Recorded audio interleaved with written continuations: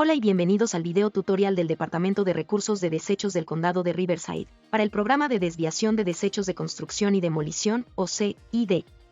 En este video explicaremos cómo completar el plan de reciclaje de desechos, el formulario B. Por favor visite nuestro sitio web para encontrar una copia descargable del formulario B, y otros recursos útiles. Antes de la emisión del permiso, los solicitantes deben presentar un formulario B para demostrar cómo planean administrar sus desechos de CID, para desviar un mínimo del 65% del total de desechos generados por el proyecto. Tenga en cuenta que después de que se complete el proyecto, y antes de la inspección final, se deberá completar y enviar un reportaje de reciclaje llamado formulario C, junto con evidencia de desviación de desechos. Por favor complete la primera sección del formulario B, proporcionando tanta información como sea posible, y reconozca las metas de desempeño.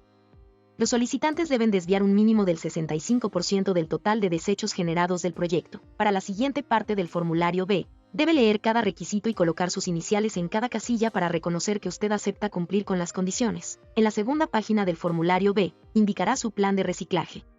Por favor marque la casilla junto al material que espera generar del proyecto, e indique el método de desecho para cada material.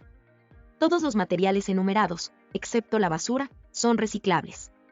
También tenga en cuenta que los proyectos inevitablemente generarán basura. Asegúrese de reflejar esto en su plan. Después de decidir cómo administrará sus desechos, debe elegir cómo transportará el material y a dónde lo transportará.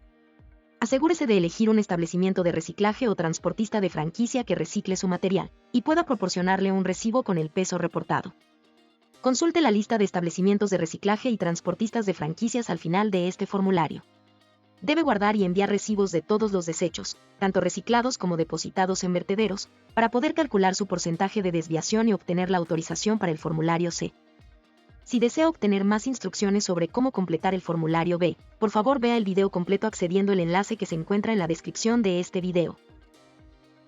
Por último, firme el formulario, y cuando esté listo, envíelo por correo electrónico a wasteplanning@ridco.org para su revisión. Espere de 2 a 3 días hábiles para recibir la confirmación de la revisión del personal del departamento.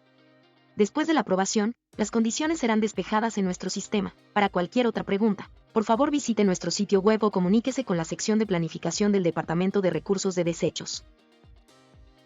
Gracias por ver el video tutorial para el programa de desviación de desechos de construcción y demolición.